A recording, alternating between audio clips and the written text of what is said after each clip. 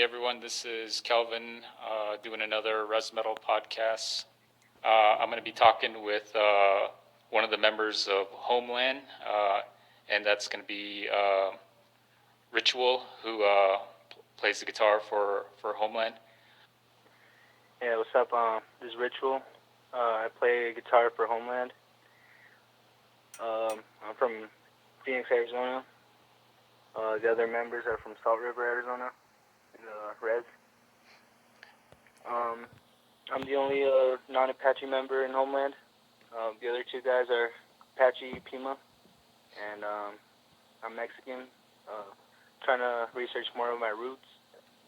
All I know so far is my grandma is from Oaxaca, Mexico, and that's the Zapotecs over there. My dad's side of the family is from the capital of Mexico, which is obviously the MEXICA, the Aztecs. Still not too sure about my family's roots, but I'm still trying to do some more research about that, and I'm trying to incorporate that into the band and the lyrics. Yeah, I kind of just picked up on Homeland. I get a lot of music off of Bandcamp, and I believe back a couple months ago, the Decolonizing Black Metal release, that kind of popped up on my Bandcamp, and so that's kind of where I first heard. I understand back then the band name was ZURG at the time. Yeah, we went by ZURG. We recently decided to change the name. Yeah, what decision went into that, or was there just like a certain direction you guys were going? Yeah, so since the beginning, where Homeland was more of a political band. Whatever you hear on the lyrics is going to be mostly about our indigenous roots, war, resistance against colonization. So that was always a part of the band. And ZURG was just kind of a name they had picked out already. But the more we were getting, I guess, like popular, more exposure, we decided that we wanted to be more upfront about what we were about. And the name Homeland just fit with the subject matter we were talking about.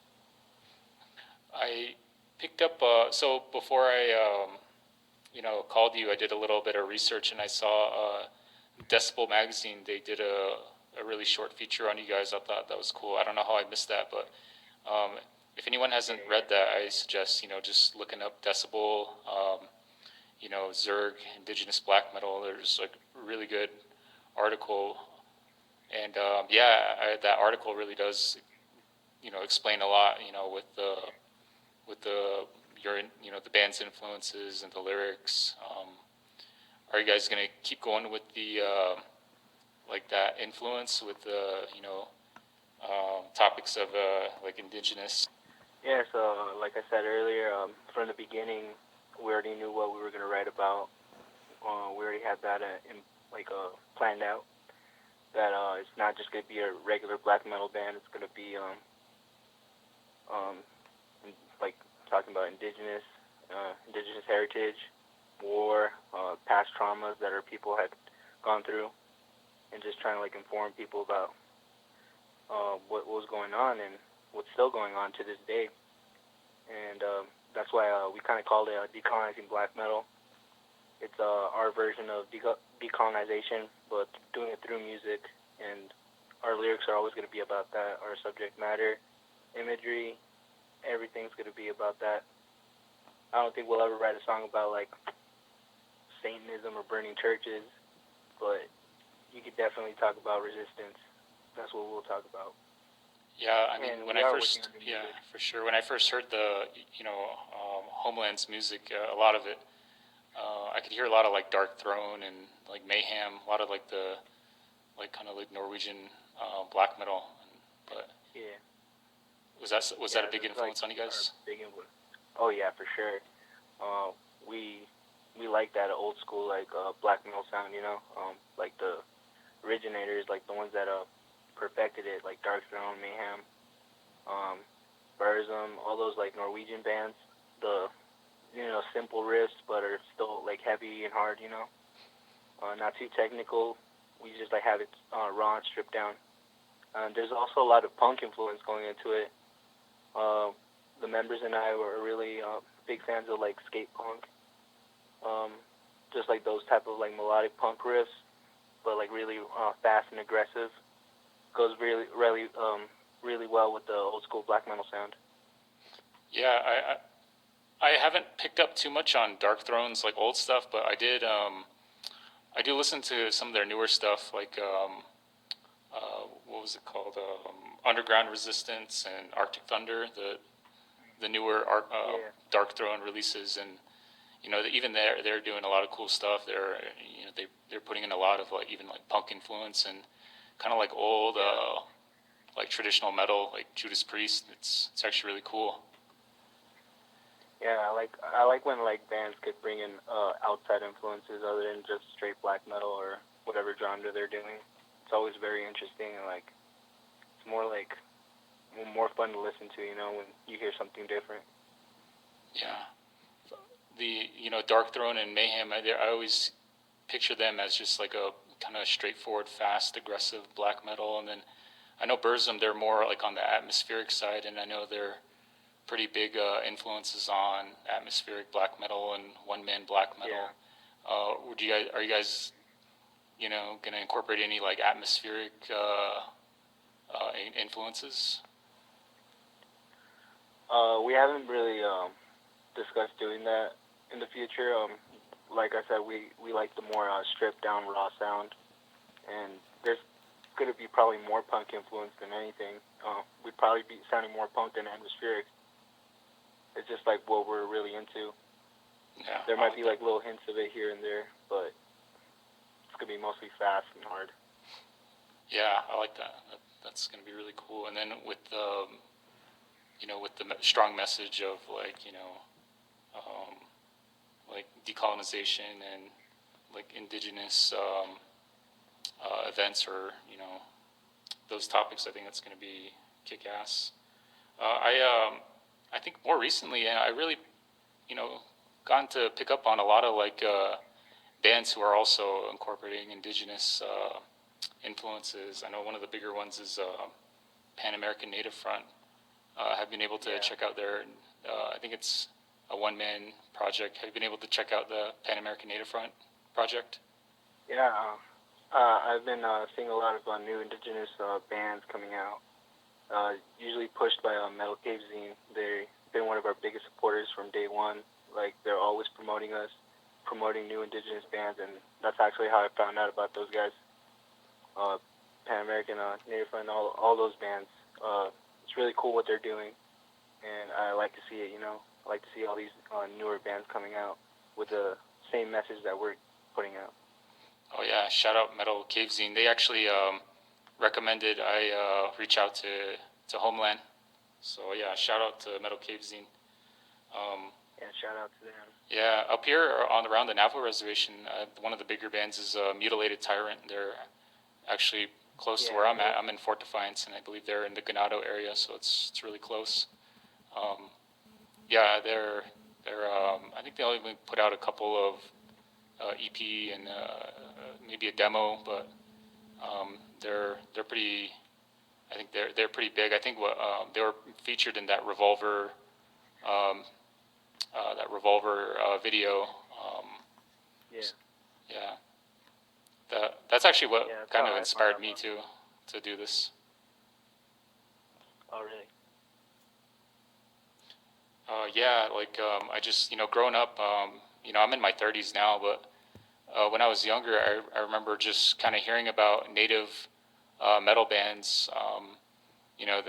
I'd see them play shows like at the Navajo Nation Fair, or I would see them, do shows like in like the parking lot of like the Bash's supermarket, and they never really lasted, or I don't know, like they just, I guess, word of mouth, and they kind of just kept it local. But I always kind of thought it was cool, and now that I'm older, I kind of wish that I kind of went to more of their shows and collected more of their CDs. But so it's really cool now with like things like Bandcamp we can archive these music from these bands. Yeah, I think that's really cool now. Like, we have a bigger reach due to like the internet Bandcamp. You can find out about a band across the country, and that you probably wouldn't have heard of either way. Oh yeah, I'm a big collector of like all formats, and the digital formats is something I'm getting into. Yeah, and I feel like there's a bigger scene coming. Like not much has been happening other than releases due to COVID. No shows going on, but I got a feeling that there's something big coming when shows start back up. We're hoping to like tour different like states, kind of like a res tour, like different reservations around the country. Yeah. Playing as Homeland. Yeah, there's I mean, even the Navajo reservation is so big. There's probably at least like 5 or 6 places you can play around here. Yeah, with the pandemic, are you guys able to like get together and do practices and bounce around ideas?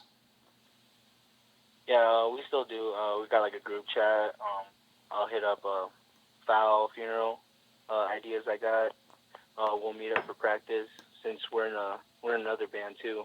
Murder Rate, or like a hardcore beatdown band, and we'll practice with them and then do our own Homeland practice at the same time. Since it's just me and them two, and then we got like a couple other members for the other band, so we'll just do a little practice, play a few songs, try to write something new. Yeah, I saw the Murder Rate. There was a recent demo or EP that was released. I did check it out. It's pretty sick. Yeah, it's like just very like death metal, beat down. We're trying to move more towards the death metal sound with that band. That's actually how Homeland started. Foul and Funeral already had the band. I don't know if they recorded anything, but I'm pretty sure they had some songs written.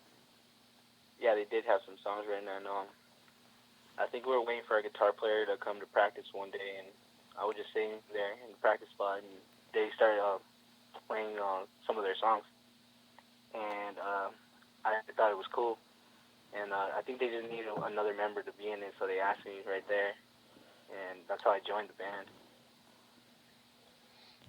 Yeah, that's pretty cool that you got those same members but 2 bands, and they're two different sounds.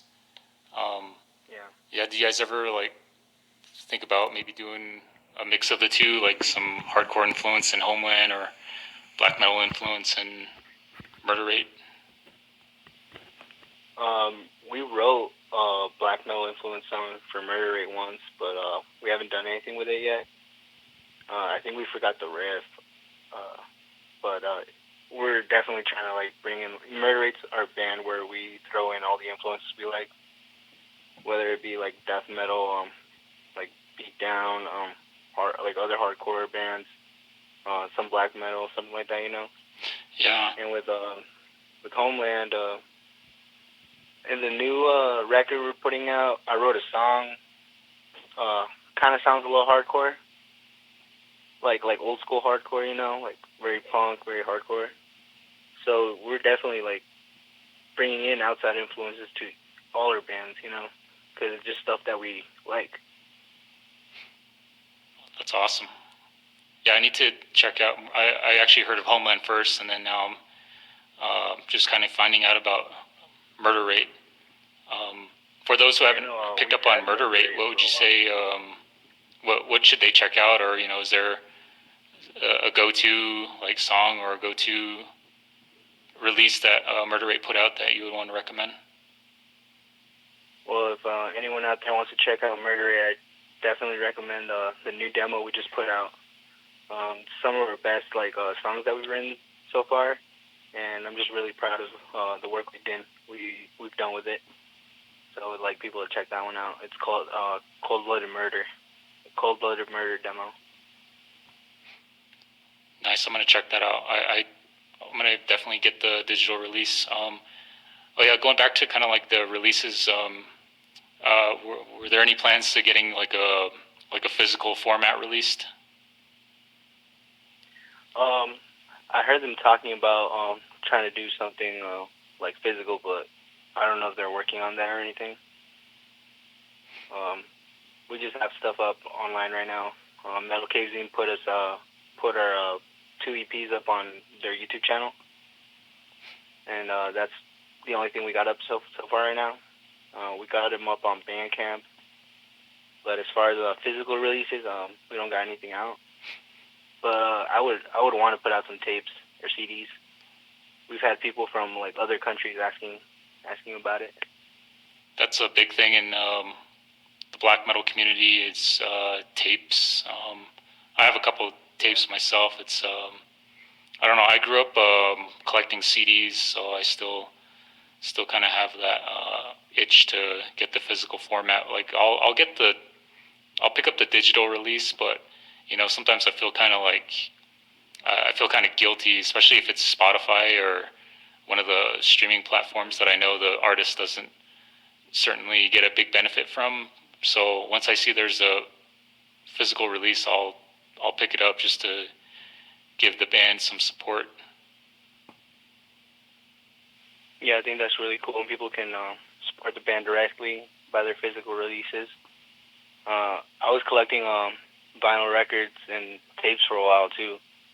I kind of slowed down these past couple of years, but I still have a huge collection, and I would like to see my own band's music in physical format one day, and have people that are really devoted and big fans of our music to be able to own it.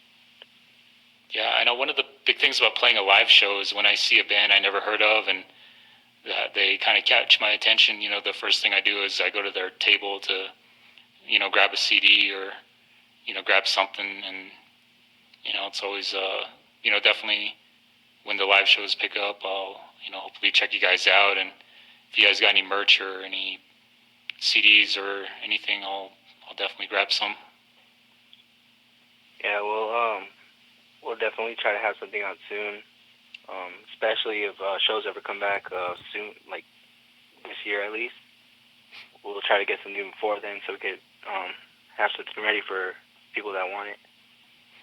Yeah, no, I'm sure people online just, buy that stuff up really quick. And yeah, I collect vinyl. It's kind of cool, but I don't know. I look at some of the stuff and I thought, yeah, I need to slow down. It's too much. Yeah. And I got some records that I never even spun, never opened. Just have them sitting there. Yeah, it's kind of annoying when you buy the record and then it comes with the digital download, and I'm like, oh shit, I should just bought the digital download because I'm gonna end up listening to it on my phone anyway. But I still try to make time to spin it on my record player.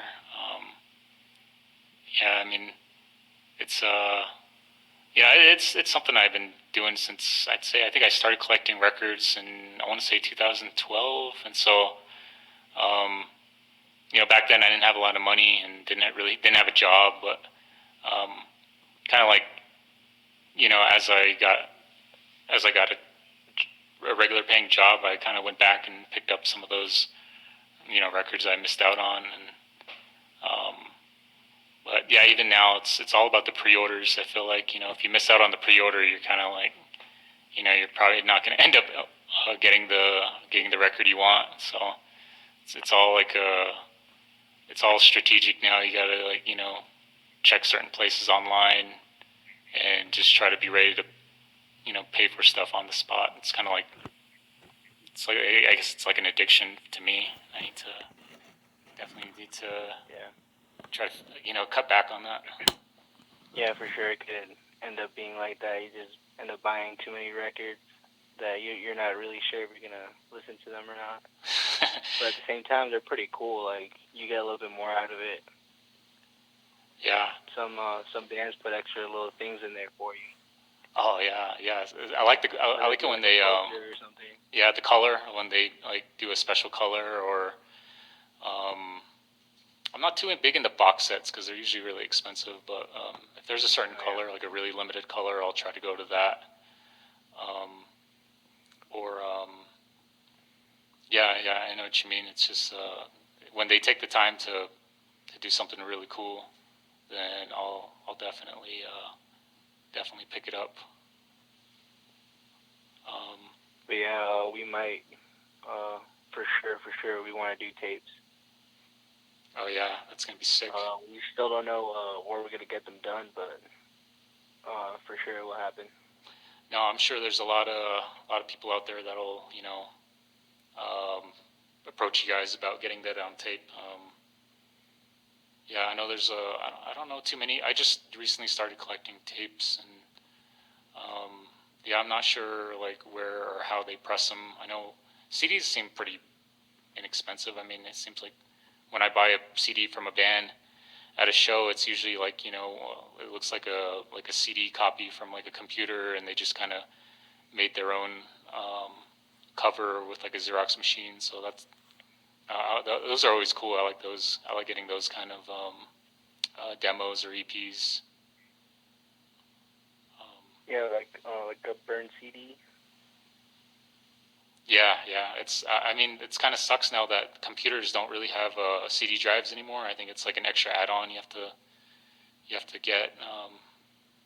So it's hopefully someone out there's still got the disk drive, and they can just copy stuff for you.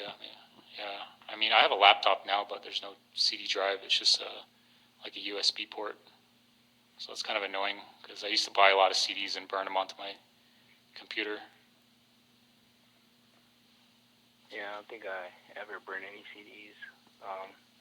Still pretty young, like just use Spotify, YouTube. I thought records and like tapes were cool, so I started buying them. But other than that, I just listen to my music online for the most part. Yeah, no, that's good. You definitely save a lot of space because definitely CDs and records and tapes they take up a lot of space. But the one thing I do like about streaming online, like Spotify or YouTube, is there's always a band that's recommended, based on what other people are listening to. Getting they include the band as part of an algorithm. They look at all the bands that people listen to for one, say like one song, and then they gather that data, and then they if someone checks out that specific song, and then they'll give a recommendation based on what other people are listening to. So I think that's pretty cool. I've probably picked up a lot of like bands I really like from streaming online. So it's still a good way to get your band out there. Definitely, that's how I found you guys. Yeah, that's how like I found like all my music. Like growing up, listening to different bands, getting into newer bands through recommendations that I probably wouldn't have known about anyway. Yeah, was your family pretty? Definitely really cool. Was there anyone in your family that introduced you to like heavy music? I had a cousin when I was about like 14.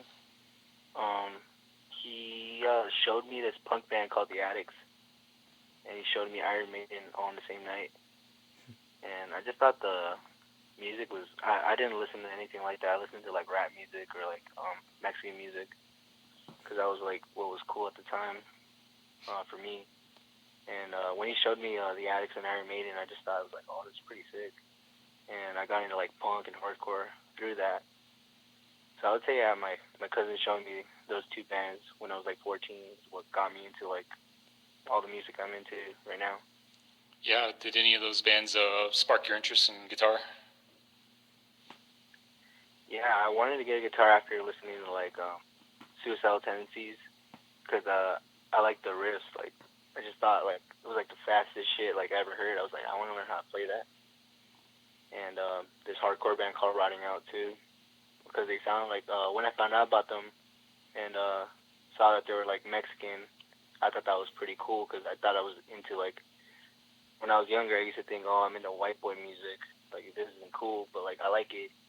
And when I saw a band that had like members that pretty much look like me, I thought that was pretty sick, and they sound like my favorite punk band, Suicidal Tendencies, and that's what pretty much got me to wanting to play guitar. Yeah, that's. Did you start learning the Suicidal songs, or did you kind of go back to classic stuff? Or yeah, like song Subliminal was pretty easy. I learned that one. early. I was really into like Nirvana, so I tried learning their songs. I was into like anything simple, like like old Nirvana songs, Suicidal Tendencies, just like old school like hardcore punk bands. Yeah, I tried to. I really wanted to play guitar or learn, but at the same time I was getting into skateboarding, and so I think skateboarding took up pretty much all my time. But I did kind of pick up bands from skateboarding videos. I remember there was a DC skateboarding video, like the beginning of the video is Metallica, Orion, and then I think there was a Suicidal Tendencies song from at the end of that video. Then it plays right into Metallica, Orion again, and yeah, I was probably like 15 or 16. I hadn't picked up on like aggressive stuff. I was mostly into like new metal, so definitely. Oh yeah. Yeah, that was the way I got into music, different heavy music too. The first like rock or metal band I ever got into was Linkin Park when I was like 7 or 8. That was like the only band I listened to, and I didn't even know I was listening to metal. I just thought it was a cool band. Just thought it was like, oh, these are cool songs. Yeah, dude, they're awesome. I love Linkin Park. And then when I got into punk and hardcore, I started getting into like more metal stuff. Like I got into like Metallica, Slayer, Pantera, and then I got into new metal, like heavy. I got into like Korn real fast and Deftones. I just fucked with it. I just thought it was really cool. Yeah, no, I love new metal still. I mean, there's some that I just can't get into. Like I think like Limp Bizkit's one. I'm just like doesn't work for me. I don't think it ever did.